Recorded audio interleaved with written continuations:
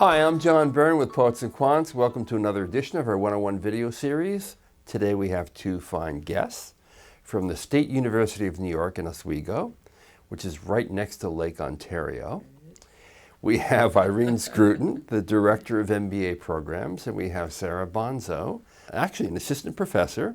You're so young, but you're also the program coordinator for the Health Services Administration MBA. Welcome. Thank you. Thank you. So you essentially have three MBA programs. We do. They're highly customizable, if that's a word.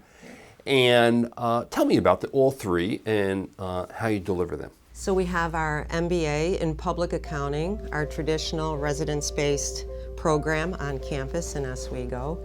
We have our MBA in Management that is delivered in classroom or online. And then we have our MBA in Health Services Administration, which Sarah is a coordinator for that program, and that is delivered entirely online. And that is a very new program. It's 3 years old.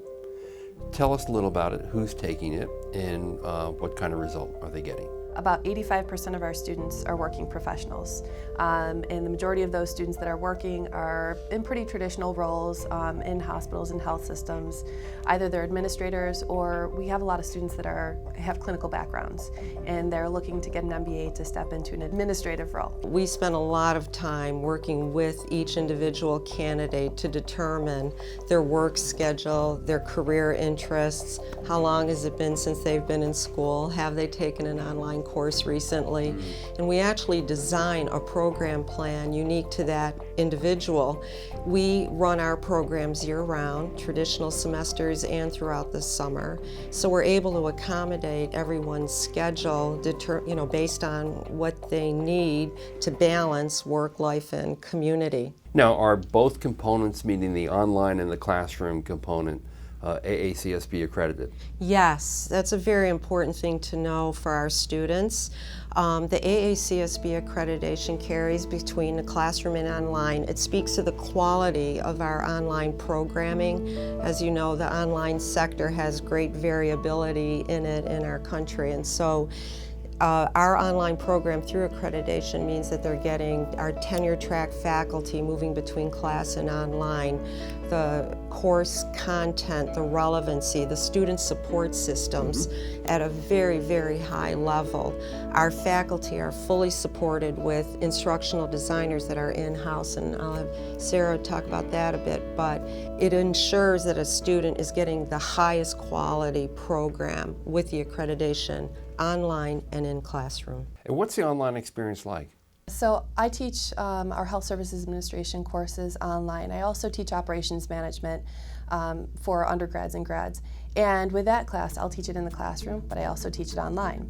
And we've been very fortunate that we have a very strong team of instructional designers. So I get paired with an instructional designer that I'll work with for an entire semester in designing the online section of this course. So, she helps me figure out how to take video clips short, concise, to the point video clips that are going to resonate with a student, and how to develop online content that's also going to engage the student when they're not in the classroom. Plus, they do have the option of stepping into a class occasionally, right? They do, yes. For students that do want to take either their foundation courses or their MBA core courses in the classroom, they can take them at the Metro Center in Syracuse, which is 10 minutes away. And how long does it take to get the degree? Full-time, they can get through it in a year and a half.